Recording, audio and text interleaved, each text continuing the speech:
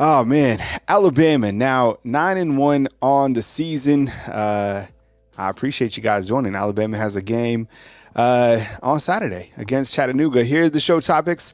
I have chatting game. That needs to be Chattanooga game. I'll fix that in a second. Why Alabama needs style points. Bama is absolutely on fire. Alabama is under the microscope. Absolutely. Bama's next 3 games, let's talk about those. I'll take your calls. Injury report going into this game, the freshman report. I think it's interesting to look at some of the freshmen that have played. There hasn't been an overwhelming amount, but I'll give you a teaser on that. Check this out. This is so interesting. Caleb Downs, who's a freshman at the University of Alabama, he's played in 660 snaps this season through 10 games. He has 83 tackles, which leads the team, and his Pro Football Focus grade is 88.1. 88.1. That is unbelievable. So when you look to everything that Caleb Downs has done, just really remarkable this season. Give me a Roll Tide inside the comment box. The call line is open, 205-850-1994. I appreciate you guys joining me. Happy Friday as well. When you look to this weekend in the slate of college football games, everybody surprisingly is a favorite inside the top 8. I mean, I guess that's not a surprise. They are the top 8 besides Washington. Now, Washington is going on the road to play Oregon State, where Oregon State is a 2.5 favorite against Washington. It's pretty interesting. So according to the selection committee, and this is a group of people who determines the college football playoff rankings, every single week they go into a new week of the season, and it's a clean slate. I kind of question that, because if you look to what Alabama has been able to do the last 2 weeks against LSU and Kentucky, it's been pretty impressive. And then you compare that with a team like Texas, the last 2 games, they've only won by a combined score of 6 points. So look, this game against Chattanooga, Coach Saban said you have to keep the momentum. And it's so important to keep the momentum going into this game. All right, everybody's going to be talking the rat poison, which players are going to play that haven't played that much this season, who's going to be the third quarterback, is it going to be Dylan Lonergan or Tyler Buckner, whatever that is. All that stuff doesn't matter. What does matter, and what we do know about this game, is the fact that Alabama has to 100% keep the momentum. And what I mean by that is, from the get-go, Alabama has to come out on fire. Alabama has to play absolutely ferocious. Alabama has to continue to keep the foot on the gas pedal 1,000,000%. And I think this is a game where everybody wants to see if Alabama can do that. Can Alabama continue to play with that type of let me fix that graphic for you guys real quick. My bad. Do everything on the fly. Can Alabama continue to play at that high level that they need to? And why it's so important to do that is because of the fact that Alabama is 1,000,000% under a microscope.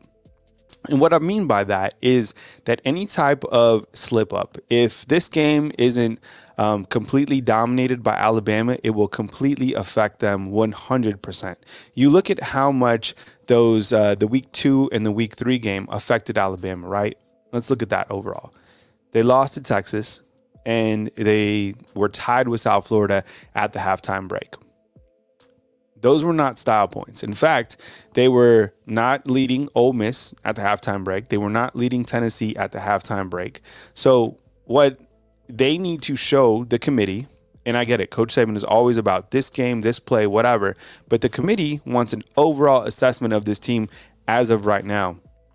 And what they've done against LSU and what they've done against Kentucky has been impressive, because they've played 8 quarters of continued football. Now, last show when I was with Ty from Around the Sports Table, we talked about that Kentucky game, and someone brought up the fact that, well, Georgia beat Kentucky by, more points than Alabama did. Well, if you look at that game, Alabama completely dominated Kentucky, and it was that last touchdown in the 4th quarter that should have been fumble recovery. So the real score of that game should have been 49-14, and the score against LSU should have been a larger margin as well.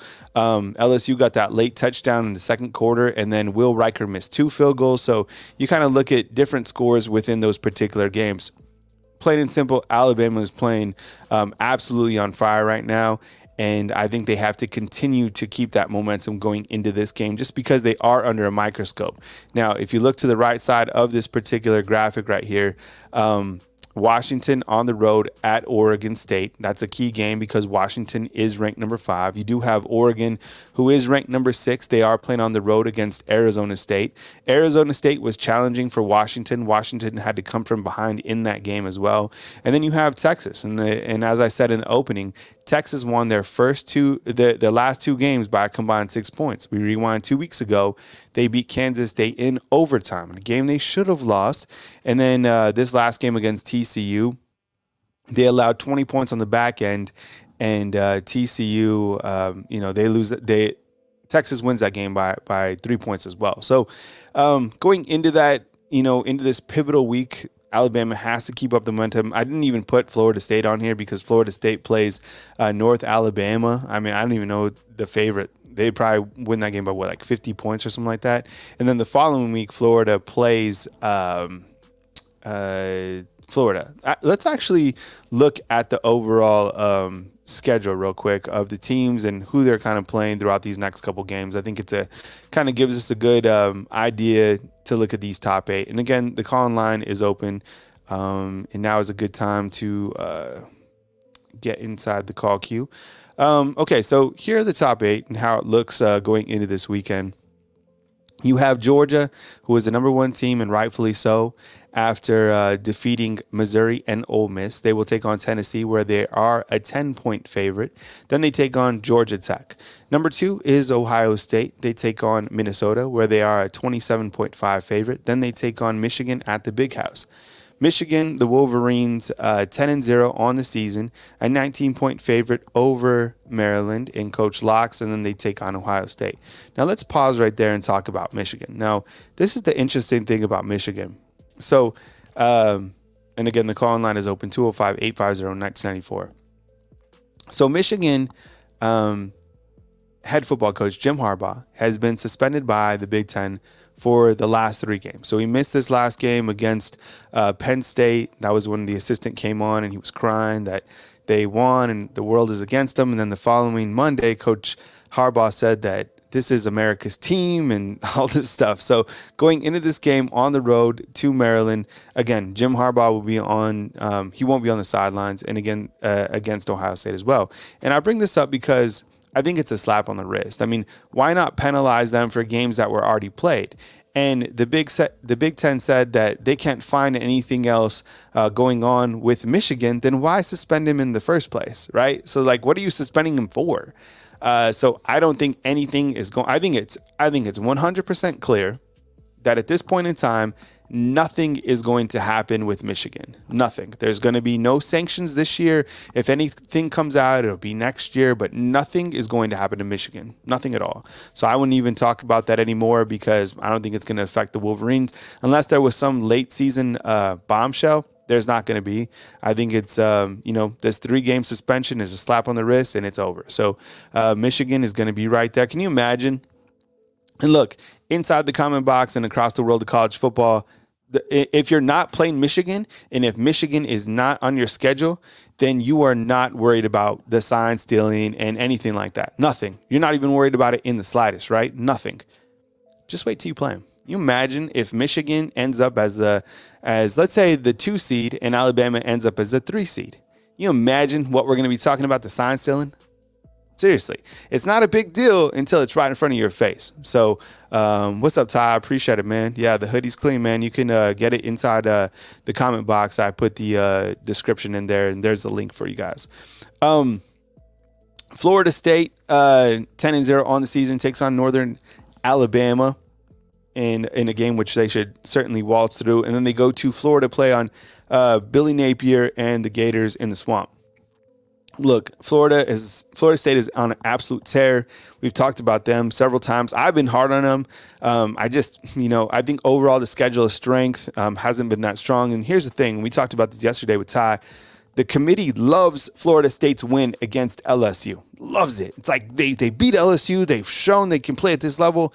And then when they talk about Alabama beating LSU, they're like, well, Alabama beat LSU. Yeah, that was, LSU wasn't performing that well. It's so interesting to see how they value key wins, because it doesn't seem like they value Alabama's win over LSU like they do Florida State's win over LSU. That's just my take. You also have Washington on the road against Oregon State. And let me zoom out on that graphic because they do have another game. Excuse me. Then they take on Washington State. You have number 6, Oregon, 9-1, take on Arizona State, as we mentioned. Big favorite in that one. And then take on Oregon State. Wow, so Oregon State, that's crazy. Oregon State, talk about a tough schedule on the back end of the Pac-12. They take on Washington, then they take on Oregon. Can you imagine if they win those 2 games in a row? And maybe Oregon State knocking at the door, and then they win the Pac-12, right? How about number 7, Texas, taking on Iowa State, as we mentioned, then Texas Tech. And then number 8, Alabama, taking on Chattanooga, almost a 45-point favorite. And then taking on Auburn and Jordan-Hare Stadium. I think when you look to Alabama's next 3 games, and again, the call-in line is open. I think we got a call. We got Demetrius online. Demetrius, will get to you in just a second. I think when you look overall at why Alabama's under a microscope, we've kind of talked about that, but Alabama's next 3 games so important, right? I think that these next games against Chattanooga, against Auburn, and against Georgia are clearly opportunities for Alabama to showcase their overall strength and where they're at this point in time. 8-game winning streak, 7-0 in SEC play, a statistic that really jumps out to me, to be honest. I mean, that is just really remarkable to be 7-0 in SEC play, the toughest conference in all of college football. You're undefeated up to this point. You beat number 13 Ole Miss, you beat number 15 LSU, and you beat number 18 Tennessee. That is an incredibly strong resume at this point in time. You lost to number 7 Texas at home, 33 points per game. Points allowed per game is 18, second half point. I love that stat. 175 to 77. The 22nd ranked defense in the entire country. The number 2 strength of schedule on Power Guru. Purdue is number 1. That's because they've played Ohio State and they have played Michigan. Milroe's recent play has been just remarkable to all the naysayers out there and all that stuff that has gone around. It's been pretty much wiped out week after week as Milroe has been continuing to perform at such a high level. And then this dominant defense, the team has certainly been built on defense. It's really been amazing to see this defense continue to be tested, be challenged, and they have come with it every single step of the way. So when you go into these next 3 games, it's going to be challenging against Auburn, ultra challenging. I mean, look what Auburn is doing right now. Really good team and playing at a really high level under a coach that has beat Nick Saban head-to-head twice. Then you got Kirby Smart, who has been able to beat Coach Saban as well. He comes from that same cloth. And can you imagine if Kirby Smart gets another opportunity to play Nick Saban, is able to beat Nick Saban? That is only going to further what he can say on his coaching slate and to recruits that, hey, I am the guy right now. I am the bad moon rising, the next in line to be the best coach. Because Kirby Smart, I mean, he wants to continue to separate himself at all costs from Nick Saban. I mean, we talked about that many times during SEC Media Day. He didn't want to talk about Alabama in the slightest. All the focus was around on Georgia. With that said, we open up the phone lines, and again, 205-850-1994 is a call-in line, and we will go with Demetrius calling in from North Carolina. Demetrius, what's up, man? I appreciate you calling in. Thank you so much. Happy Friday, man. What's up? Thanks for joining the show. Yeah, happy Friday to you, Roll Tide, Cal. Yeah, absolutely, man. What's up, man? Take it away. Well, just everybody just forget about that notion of getting Alabama out your mind, because we live rent free in the whole college football line. That's just gonna be there anyway. I mean, what can I say? That's about like waking up in the morning. Those was blessed to wake up in the morning. Every school in college football wakes up thinking about one Nick Saban and the Alabama Crimson Tide football. Mm-hmm. It just is what it is. And I reckon we've been blessed. I mean, that was before my time to see Bear Bryant. I reckon it was like that then, back in his time. Worried about Bear Bryant. So it's fortunate that we done had a fan of a dynamic program that We the center of the college football world. But on to it. On to the game. Well, it should be a known fact, but anything possible. You could slip up and lose. I highly doubt it. I'm 99% sure we're gonna win. I just want to see continued progression on each side of the ball, and special teams, especially clean up the punt return, because everybody been talking about it. It's gonna come back and potentially bite us going up against far more competitive teams than what we played already. And I want to see continuously growth out of Jalen Miro, as far as, yes, he's playing at an elite level, but he can even play at a Star Trek Deep Space Nine level, as far as from what games I've seen. If he can throw a receiver open and hit them, because my position, I don't think we just been used to getting the ball to receivers or running back. I mean, you think about Najee Harris, more recent Najee Harris, or Devontae Smith, or Jerry Jeudy. I mean, you get them the ball at the right time and let them do their thing, and I believe that's what we're missing. I mean, it's just like Jalen. I mean, compared from first of the year to now, it's difference between night and day. But if he can just get that ball to the receiver, as soon as he come out that cut or that break, and he get that to him, and they can make that move, man, it'll even open up more things for us in this offense. You got defensive back worried about, okay, he gonna catch. Not only is he gonna catch the ball, what kind of move he gonna put on me? I mean, because Jerry Jeudy guaranteed to make about 4 or 5 people miss every time he touched the ball. And it's very, it was nerve wracking. I was about like Fred Sanford, about to have a heart attack at the beginning of the year, but now, it's cool and calm, and these young men coming out here and a good. It feels good to have a coaching staff that seems to be okay. We ain't experiment with the coaching staff. That's another thing behind the scenes, because these coaches seem to be level-headed. We ain't got no coaches. They just trying to progress their career on their next move and all that kind of stuff. And to see, because Kevin Steele and T-Rob, I mean,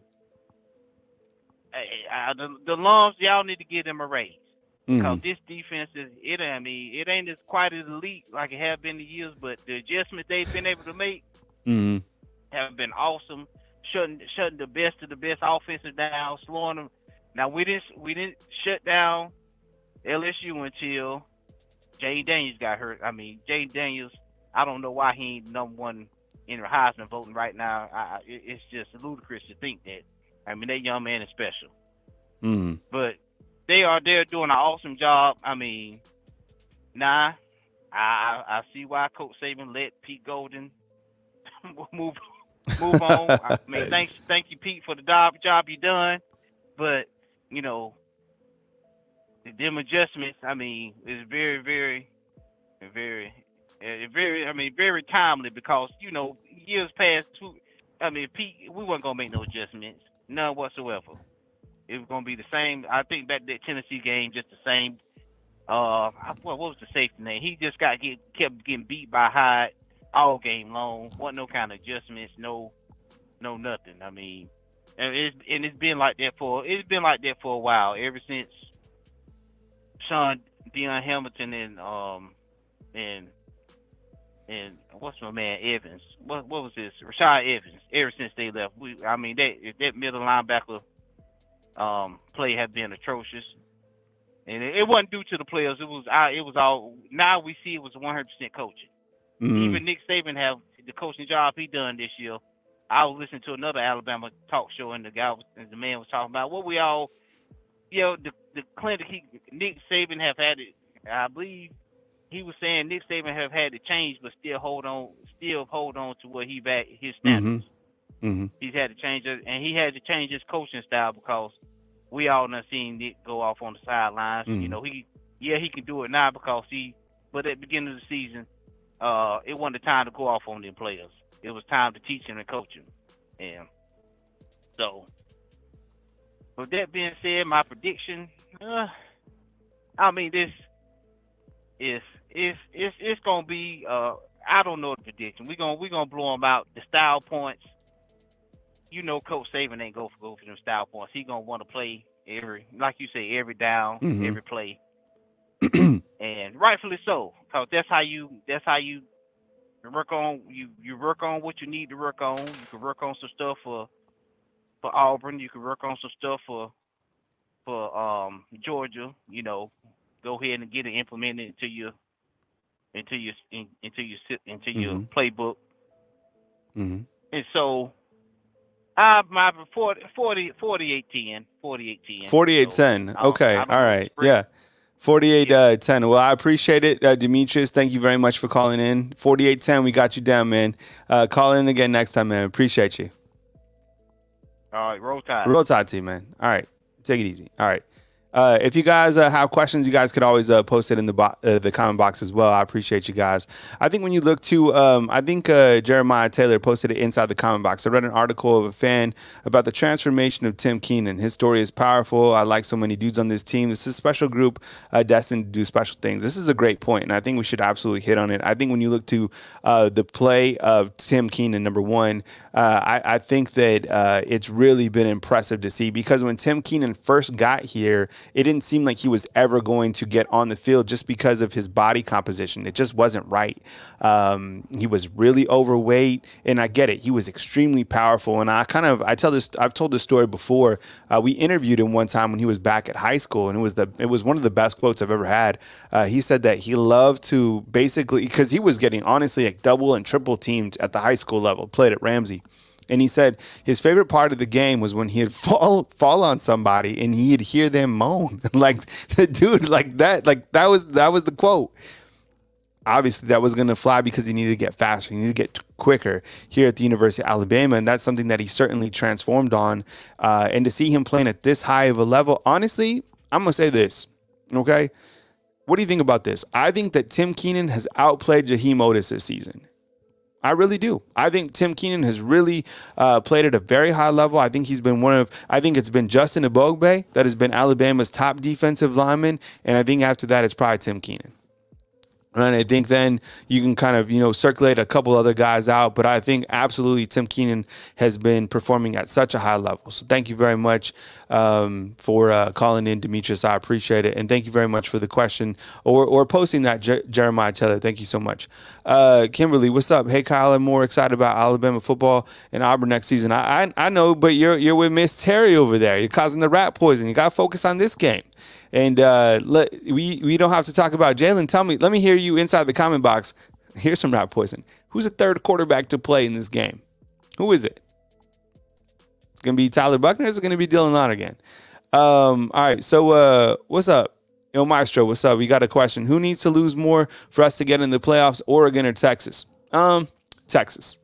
Absolutely. I mean, Texas, look what that loss did. I mean, Texas can continue to win games by 1 point, and they will just stay right there ahead of Alabama. That was the playoff win for Texas. They are living this entire season off beating Alabama at Tuscaloosa. That was a Super Bowl victory for the Texas Longhorns. They had a parade in Austin. Everything is floating. The world of college football was determined in week 2. Every single thing was determined in week 2 when Texas beat Alabama. That was it. That solidified this team, how good this team was, and how good this Texas team was. That's it. Texas doesn't even have to play the rest of the season because they beat Alabama in week 2, and the season's over. That's what it seems like, right? Rank the teams as they are today. Why won't you do that? If every single week is a new week of college football, then why won't you rank the right teams in the right order? Think the last 2 weeks that Alabama has played since the playoffs have started? You think that is a top 8 team? That's a top 2 team. Watch other teams in college football. You really think that's a top 8 team? No, that's a disgrace. These people that are determining the college football rankings, it's ludicrous. They say every single week we go in with a new slate. No, you don't. You're fixated on that loss from week 2. If we're ranking the teams in week 2, yeah, Texas is the better team than Alabama after that week, but not right now. Not right now. Oregon. I mean, look, I think that, there's a good chance that they win out, but since they lost, I think that if Alabama is able to win out and their overall strength of schedule will be better than Oregon's head to head. So, that's what I'm saying. What's up, Square? If you guys have a question inside the comment box, go ahead and post it. Calls are a little stale, but I'm feeling a little hot. So, hit me up with some questions inside the comment box. I think that, and I'm feeling it today. I'm feeling it. Got up this morning, 4:20, did a killer workout. We went down to the Warrior, that is down in downtown Tuscaloosa, and we worked out with cinder blocks. We did these crazy things. They're called World War III sit-ups. So you basically have a cinder block, and you're doing a sit-up, and then you raise a cinder block over you. Yeah, I wanted to go hard. I wanted to go heavy today. I was feeling it. I think Ted is saying, what's up, Ted Turner? Man, TBS, man. I grew up on that. That's why I watched the Braves, Saved by the Bell. Man, you've done a lot for the TV game, Ted Turner. Appreciate you being here. The College Football Committee setting up this just right for Bama to take down the number 1 team and jump to the number 4 seed, 100%. And the reason Ted is saying this is clearly he knows TV broadcasting. And he knows about TV ratings. So what happened and why it was so important, the biggest thing that happened for Alabama last week in the rankings was the fact that Georgia moved to the number 1 spot. Georgia should have been at the number 1 spot for the entire season, 1,000,000%, because of what they've done over the last couple of seasons. And coming into this season, they still haven't lost a game. The only thing that I was harping about was the fact that Georgia's schedule was so light. Now, Georgia was supposed to play Oklahoma this season, but because of scheduling changes, they ended up playing, Pancake U or whoever it was. And that was, their schedule ended up being ultra light. But in these last 2 games, they've played complete games. Missouri and Ole Miss, those are really good football teams in the SEC. Missouri is punching way above their weight, and Georgia took care of both of those 2 teams. So them going back to the number 1 spot, I think that shows you that the committee is valuing the SEC. With that said, then why won't they value Alabama's 7-0 record in the SEC play right now, right? If they're valuing Georgia's overall 2 wins, then why doesn't 7 consecutive wins against SEC teams matter? It's still not doing anything for these guys to be stuck at number 8, right? So with that said, Ted Turner brings up a great point. I think Ted owns TNT too. So if Alabama continues to stay boxed out by these teams and they're able to beat Georgia, an undefeated Georgia, a Georgia team that has won over 30 consecutive games, if Alabama's able to go into that SEC game, riding 10-game win streak, 8-0 in SEC play, and able to beat Georgia, then I can't imagine what it's going to do for the resume, right? Because at that point in time, they would be riding an 11-game win streak, which would be one of the longest in the country, be 8, 9, 9-0 against SEC play, have just taken down the number 1 team in college football. This is where it's going to be interesting, is if the committee leaves out Georgia, because then Georgia's only loss will be to this incredible Alabama team with their resume. But I don't know. I mean, look, we're all saying this, that Alabama could just go fly down to Jordan-Hare and take care of them and fly down and beat, Georgia. I mean, that Georgia team is a complete team. If you want to have respect for any other team right now in college football, it's Georgia. Right? The way that Carson Beck has transformed, we've all been talking about Jalen Milroe, and he's been balling out of control 1,000,000%, and the transformation has been amazing, but so is Carson Beck. A lot of people aren't talking about him. They're going to start as you continue to see the way that Georgia continues to play. I mean, you'll have another opportunity to watch him against Tennessee. Carson Beck is a great quarterback. He's playing at a very high level. He has all the weapons. Those running backs are good, and their defense is always going to be salty. That's a team that's also up there. That's another top 1-2 team. Georgia and Bama. Just wait next year. Yeah, exactly, Jeff. And Brock Bowers is back 100%. All right. What's up, Jalen? Jalen, right? Kyle, who's your breakout player for this particular game? How about Justice Haynes, right? Justice Haynes are throwing some rat poison. I think maybe maybe Ty Simpson has a good game, and that's not to start any quarterback controversy. Just Ty Simpson looked pretty good last game against Kentucky. Why wouldn't he? He's another good quarterback. All the quarterbacks in Alabama have been good that have had opportunities. I know that, people don't want to see Tyler Buckner again, but I mean, Ty Simpson's a good quarterback. And I think if he has some opportunities, he can create value for himself. There's nothing wrong with having a good quarterback that is a solid number 2. You guys remember the SEC game when Tua went out, right? Who came in? Jalen. What did he do? He won the game. So there's nothing wrong with having a quality quarterback. I think Justice Haynes is probably a guy that gets a lot of opportunities. I know people are calling for the 2 outside freshmen to see some playing time, and that being Keon Keeley and Yanzi Pierre. It's amazing that those guys haven't had any opportunities this season. And I get it because they've been playing behind Dallas Turner and Chris Broswell. And the games have been survive in advance. You haven't had a lot of luxuries to be able to play different players. I quickly went through some of the statistics, and I found out on the freshman report, Caleb Downs, of course, have started 660 snaps. You also have Caden Proctor, 568 snaps. Has been really impressive.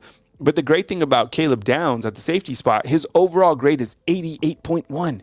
88.1, which is just remarkable. Probably the highest grade out of all the freshmen in the entire country. Justice Haynes, 16 carries for 95 yards this season. Jalen Hell out of Texas, he's been great this year. 4 receptions for 119 yards. Most of those yards came against the Ole Miss Rebels. And then you have Bray Hubbard, who's played in 4 games. Tony Mitchell, who's played in 4 games. We could see Tony Mitchell tomorrow because of the fact that you have Jalen Key, likely out. And then, we don't know really the health status of Devontae Smith. And then if you have Christian Story, I would imagine that Tony Mitchell isn't far behind him in terms of being that next safety. Connor Talty is another field goal kicker that came in. And I think he actually has 1 tackle on the season, which is crazy because Will Riker has played in almost 60 games since he's been here at Alabama. Stay with me. This is a crazy stat. 60 games, and he has 1 total tackle, which was against Auburn. And Connor Talty, who's a freshman, is a kicker, has played in 1 game, and he has 1 tackle. That's a crazy stat to me. All right, we'll go. Let me cruise through, see if there's any more questions. Jeff is saying he thinks Jalen Milroe comes back next season. 1,000,000%. Yeah, 1,000,000%. And for everybody out there that's saying that Julian Sain's going to come over and just take over and be the quarterback, no. Number one, you got to sign Julian Sain. And I know there's a lot of people out there that's like, that's blasphemy. He's going to play when he's going to sign. He hasn't signed. There could be some school that comes in and offers him, a $10 million signing bonus. You don't think Texas A&M? Look what they just did. They just got $76 million to get a coach out. Before that, the highest coaching, payout or buyout was like 21.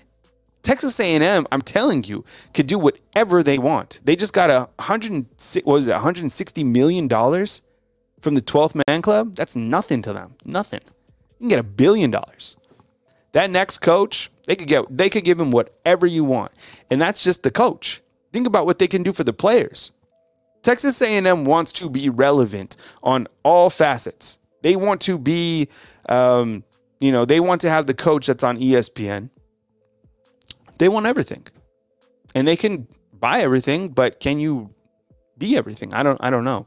But Jalen Milroe comes back 1,000,000% next year, and you look at all the weapons that he has around him. I can't even imagine what Alabama's offense is going to look like next year, right? You develop more continuity, but I mean, coaches are leaving too. Players are leaving. There's going to be a bunch of guys that hit the transfer portal. That's just the world we live in. I don't know who they're going to be. We don't know even who the guys are going to be next year that are starting. That's why honestly, for all you guys that follow recruiting and stuff, that's old. The recruiting is completely changed. Nobody's following recruiting like they used to, 1,000,000%, because it's all about the transfer portal. The transfer portal is where it's at, and nobody has a scoop on the transfer portal until the players actually enter the transfer portal, and the players aren't even in the transfer portal yet. So like the old recruiting is like watching those guys come in as freshmen and seeing them transform. Yeah, that's going to be part of the story. But now it's about getting players that can fit into your program immediately, right? Those are the players that are going to play. I'm not saying recruiting isn't important anymore because you still have to build your team. But now the more exciting aspect to watch is the guys that are coming in that are transfer guys. Because when you have the transfers that are coming in, that tells you where the team has holes that they need immediate fills in, right? So the transfer portal is where it's at. Same with name, image, and likeness. Jeff is also saying, yeah, I mean, we have a lot of young players coming back. Yeah, absolutely. I mean, this team, super young. I mean, a lot of sophomores on this squad, 100%. Jarvis, what's up, man? See you inside the comment box. We got a call. We have David from Louisiana, man. Get right to you, man, in just a second. And I think Eli will try to transfer. I would assume. I don't know. I mean, you look at the quarterbacks for next year, right? Jalen. These are the quarterbacks right now. Jalen, Tyler Buckner, Dylan Lonergan, Eli Holstein, Julian Sane. How many quarterbacks can be on the field at the same time? Just one, right? Yeah, so, I mean, there's only one ball that you could throw around. I mean, that's welcome to the world of college football. I mean, that's just it.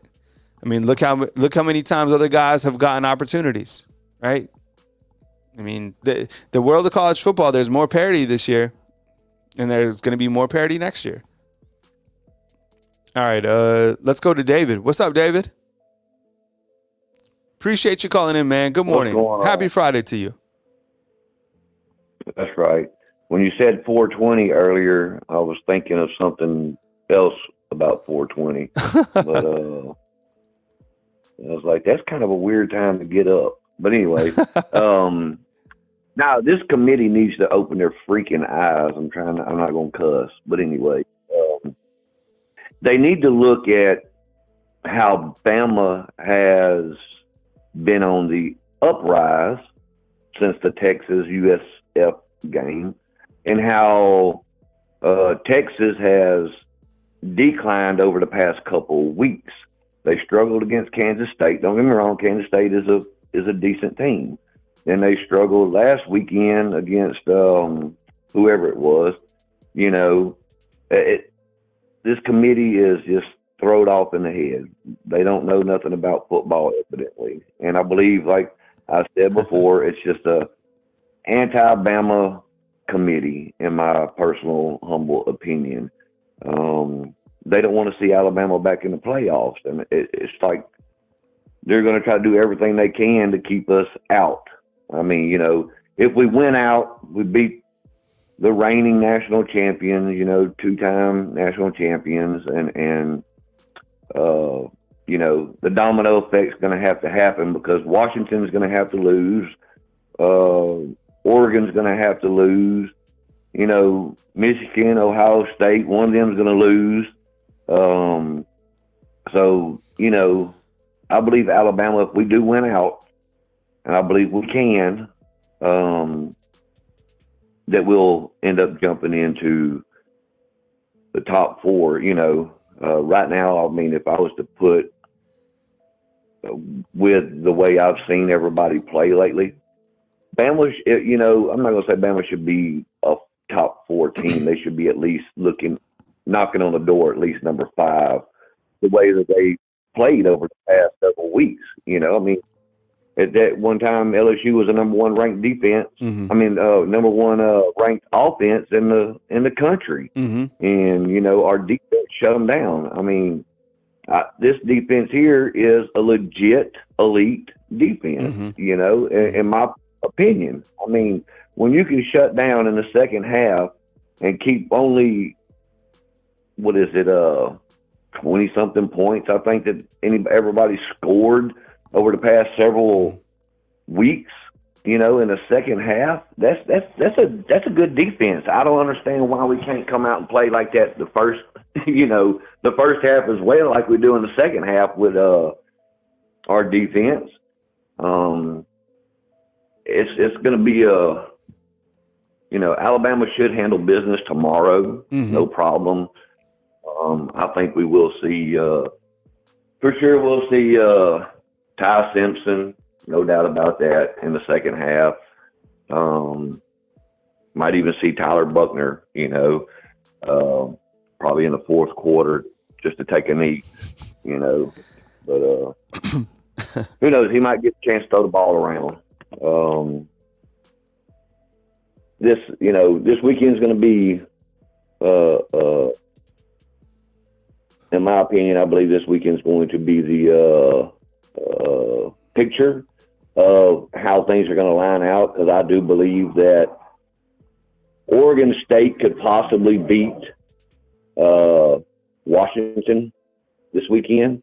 I do think they can. They got a really good team. Will it happen? I don't know, but I believe it could happen. I believe Iowa State could possibly beat Texas. I know for sure next weekend, Texas Tech, they're going to be playing, I believe they're going to be playing at Texas Tech. So that's going to be a very interesting game, because Texas Tech and Texas have always been a knockdown, drag-out game, very high-scoring games over the past 10 years or so. I want you to give me your opinion on what you think about, because it was asked by Coach Saban, I believe it was on the Pat McAfee show, about James Madison. With the NCAA's rules on you got to wait, it seems like 15 years before you can even be eligible to even play in a bowl game. I mean, this is their second year.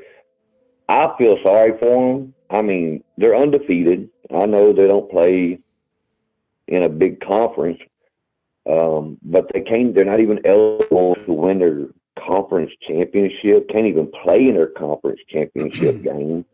Can't even though they show them ranked in the top 25, they can't be ranked in the top 25.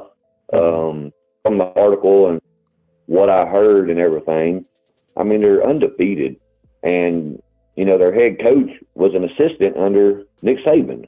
And so, I mean, I think that's just kind of jacked up, that they can't be in a bowl game or anything like that. I know they got rules, but rules need to change sometimes, especially. Yeah, looking at James Madison's schedule, here it is. I mean, they're beating the teams on their schedule, and they're beating teams that are in the FBS. I mean, that are, could be up for bowl games if things went their way. I mean, Utah State played in a bowl game, not too long ago. I mean, you look at Virginia, they're in the ACC, and James Madison's able to take care of, the Bison to open up the season 38-3. Then they beat Virginia in Virginia 36-35. They go to Troy and they win that game as well by 2. Beat up on the Utah State Aggies 45-38. South Alabama, they win that game as well, 31-20. Yeah, this team 1,000,000% should be playing in a bowl game. I mean, look at the team. I mean, the teams that they're playing are the same caliber. Now, this game, this is their bowl game right here against Appalachian State. I mean, that's their game. All eyes will be on that. Beat Marshall, another former assistant here at Coach Saban. You have Georgia State. They took care of them. Beat UConn. Yeah, I mean, this is. I mean, some of the stuff that the NCAA does is this is sad. That these guys. I mean, so these next 2 games are really their bowl game. All eyes are going to be on these games against Appalachian State and against Coastal Carolina. By the way, those are those should be challenging games for James Madison. But looking at their schedule just quickly and going off of what Coach Saban said, I mean, yeah, these guys are getting such a raw deal. I mean, 1,000,000% James Madison should be playing in a bowl game. That is absolutely sad. Jeez. Yep. I mean, they wouldn't beat an Alabama or no, but I mean, look, anybody. No, but I mean, they beat a Virginia. They deserve to at least play. Yeah, 100%. They deserve to at least play in a bowl game, or at least play their conference championship game. You know what I mean? It's just not. It's not fair, in my opinion. I mean, that would be like them doing that to Alabama. You know what I mean? Yeah. It's kind of jacked up. But as far as like Milroe, his recent play, You know, he had that one interception recently. Other than that, Milroe has just been on fire. You know, he has been really good. The offense as a whole has been really good, especially our offensive line has started to mesh. You know, it's like they all got a busted head and they all got stitched together, and they have been doing what they're supposed to do. They've been blocking better, giving him more protection. It's just now we got Burton back. You know, he's feeling better, and I think he's just gonna, you know, walk all over these DBs and stuff. You know, this tomorrow. Score, I have no clue. If the Bama that we've been seeing in the past few games comes out and starts running all over these guys, it could be a bloodbath, you know, and I'm hoping it's like 80 to freaking nothing, you know. And I mean, it could possibly happen. I mean, you know, you never know. I mean, Alabama has been known to score, you know, 35, 40 points, a little over 40 points in the first half, you know. But Coach Saban, you know how he is. He's not a fan of running up the score on people. I remember several years ago, whenever I forgot who it was. I want to say it was Mark Ingram, who broke a touchdown run against Michigan State, and Saban was on the sidelines yelling, and because he wanted him to go to his knees because they was already winning like, you know, 50-something to nothing. He wanted him to fall down, but, you know, Ingram or whoever it was ran in anyways, you know. But right now with this committee, Bama's got to win big. Yep. We can't let them score. I mean, if they score, you know, 3 points, hey, whoop-de-doo. You know, if they kick a 40-something yard field goal, I mean, it's hard to block field goals. It really is. But I believe it's going to be a big blowout. You know, we can't sleep on them. You know, this team does have a legit quarterback. You know, I forgot where he come from. And he was a top-rated quarterback coming out of high school, and they do a lot of RPOs. They do a lot of short passes, stuff like that, and he does have a good arm. You know, Coach Saban was talking about him, you know, and said he's a good quarterback, really good quarterback. They got really good players. You can look at their record, and you can look at the teams they've played, you know, and their stats, and they got some pretty good stats. But I believe we'll go in, handle business. I hope, you know, Coach Saban does pull out everybody, our starters mainly, in the second half, because we can't afford for Milroe to get hurt, you know, right now, especially going up against Auburn, because Auburn has started to trend upwards a little bit over the past couple of weeks. And, I mean, look what they did to, was it Arkansas? Yeah.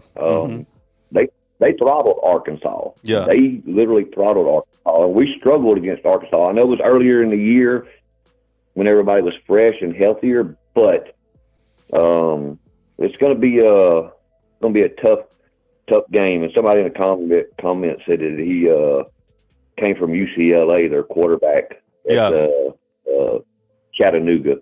You know, I mean, but yeah, it can be a bloodbath, and I hope it is a bloodbath.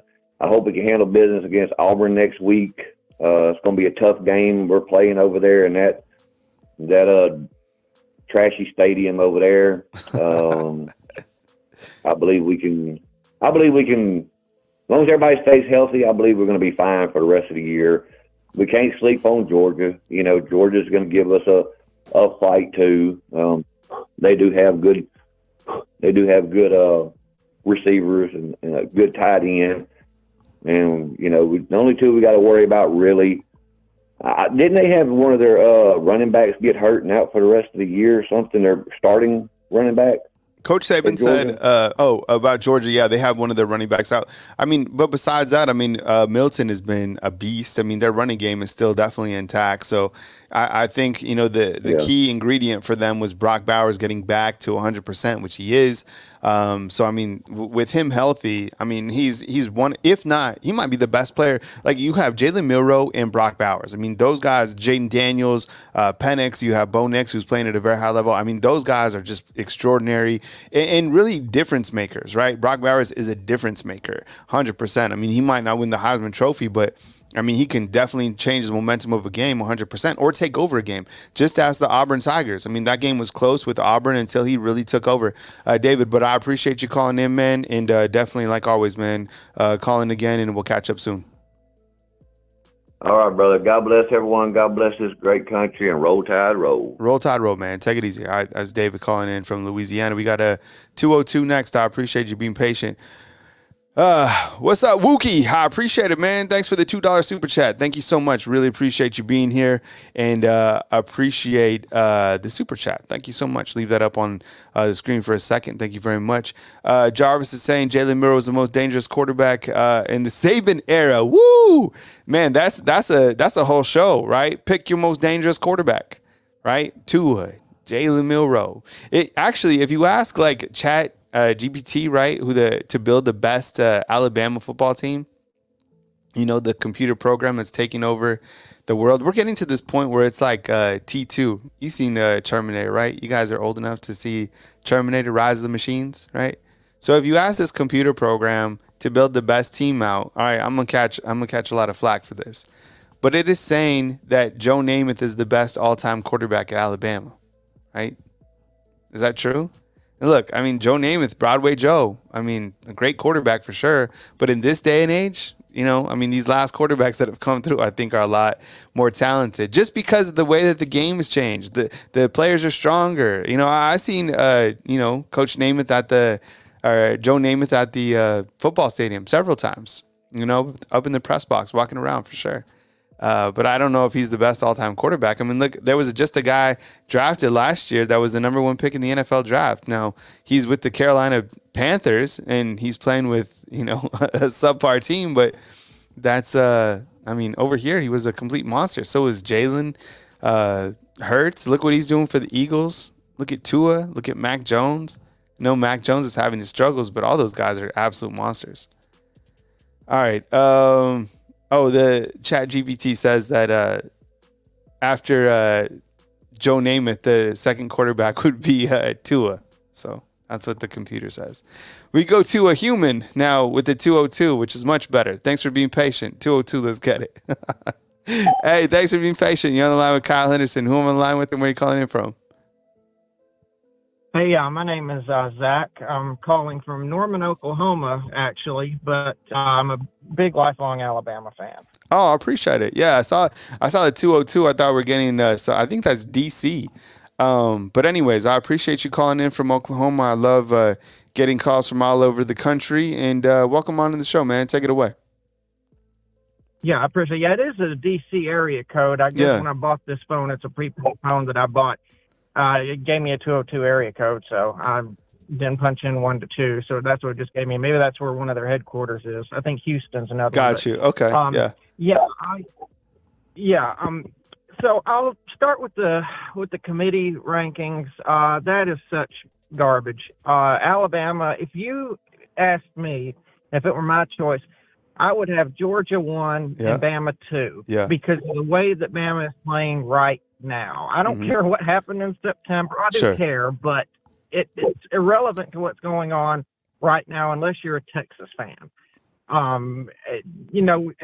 If they met today, if Bama and Texas met today, Bama would smoke them probably by 14 points, maybe more than that.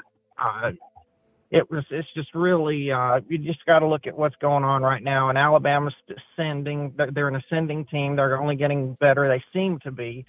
I think as far as the Chattanooga game goes, if you want a prediction on that one, I'm going 59-0. I think if I was going to go with the score, that's what I would go with. I don't know that it'll be obviously be at a total shutout just a 0. But I wouldn't be surprised if there's like a missed field goal or 2 for Chattanooga. But yeah, I think they're just gonna at the rate they're going. It'd be hard to. I just find it hard to see Chattanooga scoring a touchdown. And I think Alabama could just run away with as far as points. And I think there could also be a few defensive scores in there, like maybe a couple pick sixes or something. That's why I bumped it up so high, because they've been averaging 40 with not many or any of those. So I can realistically see 14 or 21 points off of some turnovers as well. I'm going to make – this is where everybody's going to think I'm crazy and lose me. But I'm going to go – with on the Georgia and Tennessee game, I'm going to go with a shocker. I think Tennessee's going to pull off a close win. I think that because mainly they got punched in the mouth by Missouri. Their pride is down right now.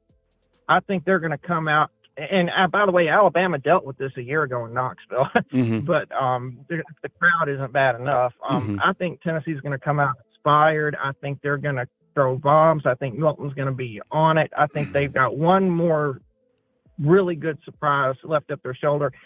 And on the contrary, on the Georgia side, I don't think we're going to see as exceptional of performances we've seen from them the last couple of weeks. And I'll throw another thing in there about that Ole Miss win. I don't think Mississippi was just playing their best game.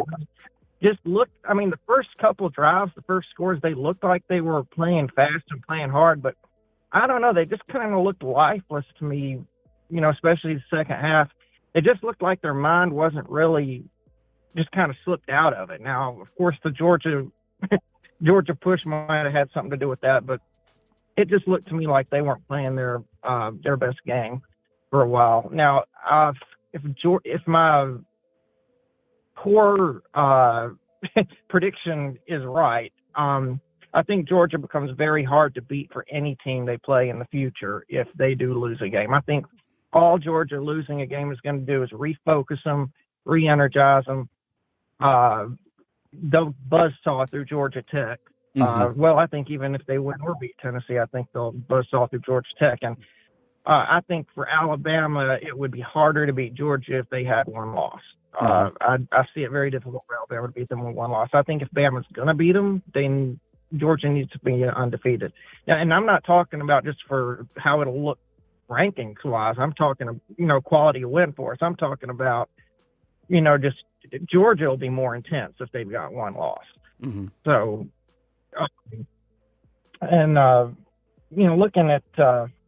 looking at other states, I don't see any surprises with Ohio State. Oregon State could beat Washington. That would be nice.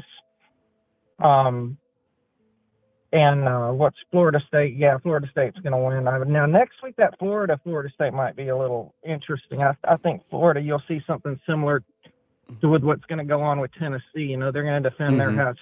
Actually, is Florida State playing them in the Swamp? that game is at the Swamp, yeah. Yeah, so you'll probably see Florida play pretty inspired, rivalry week and try to defend their house. Maybe we can get a surprise out. I don't know. I think Florida State will be more likely to lose, though, in their conference championship game. I don't know if it's a done deal that they're playing Louisville or not. Yeah, I think it is. Yeah, I think they're on track to play Louisville. Yeah. So I think Louisville could beat them, and Texas and Iowa State. Man, I want to go for. I want to pick Iowa State, but man, they tend to lose. They tend to. And I've seen this with Oklahoma teams a lot because I live here in Norman. I've seen this a lot with Iowa State. They always play you hard. Every once in a blue moon they'll pull off the shocker, but generally they just fall short in these big games. I think they'll be competitive. I think it'll be a good game for 3 quarters, and I think it'll be similar to what happened with Alabama. I think Texas is just going to bully them in the end. And it's actually contrary to Texas's last couple games because they kind of got weaker in the fourth quarter. But I don't know that that'll be the case, especially if their season is on the line. And I've heard a lot of people say Oklahoma and Texas are playing in the title. I don't think it is going to be Oklahoma, is it? It's right now it's Oklahoma State right now. Yeah, that makes more sense. Mm-hmm. And I think honestly, I wish it was Kansas State. I don't know if it still can be, but I think out of all those teams, Kansas State probably stands the best chance. Well, I mean, that game just went into overtime. I mean, they had so many opportunities to beat Texas, you know. I mean, and I get it. The game was in Austin. I thought the coach made the right call, you know, for going for it on fourth down to go for, for the win rather than to go for the tie to push it again to double overtime. But no, I get what you're saying. I think when you look at the slate, I think that this Georgia going to Tennessee game, it's totally plausible that Tennessee is able to beat Georgia. I think that Georgia is playing at a great level, but as we saw, Josh Heupel was able to win a big game last year. I think Georgia certainly has to have their heads on a swivel because Tennessee is a team that can beat you. That quarterback is really dynamic, and I think Tennessee they're a good football team. I mean, Josh Heupel's done a really good job with that Tennessee team. Look what they've done over the past couple years. I'm sure they're going to sustain that momentum into next season. I think another point that you hit on would be the fact that you look to this Texas game against Iowa State. Iowa State, the game is in Iowa State. I haven't even checked the weather up in Ames, but sometimes it can get dicey up there. And for whatever reason, those Big 12 games can go either way. I think Florida State and Louisville, that could be a game that potentially could be a coin flip. But Jordan Travis is playing at such a high level. It's just kind of tough to deal with him right now. Plus, he has all his weapons back. I think Georgia losing to Tennessee would hurt Alabama's chances to get into the playoffs because even if Alabama is to get to that point, Alabama, and let's say Alabama does beat a one-loss Georgia team, well, the committee is going to be C. Well, the SEC wasn't as strong as they've been, considering that Georgia lost to, Tennessee. So who knows what's going to happen. But, hey, I appreciate you calling in from Norman, Oklahoma. Thank you very much. Please call again. I like to get different takes, and specifically because you're in the Big 12 heartbeat, it's kind of good to get that pulse from that side of the country. So I appreciate it. Yeah, absolutely. Absolutely. It's great to talk to you. All right, man. Take it easy. Thank you so much. All right. Fam, I appreciate you guys joining today. Hope you guys have a fantastic Friday. Thanks for joining me today on Friday, November 17th. Tomorrow, you got Alabama taking on Tennessee, Chattanooga right here at beautiful Bryant-Denny Stadium. It's senior day. The kickoff is at 11 a.m. and it is on SEC+. So definitely check out that game. We'll have the post-game show with the coaches and, of course, Coach Saban's press conference and much more coming your way right here on Bama Football. On YouTube. Hit the thumbs up, like, subscribe, and stay tuned for more coverage right here on Bama Football on YouTube. Have a great Friday, everyone, and I'll talk to you guys soon.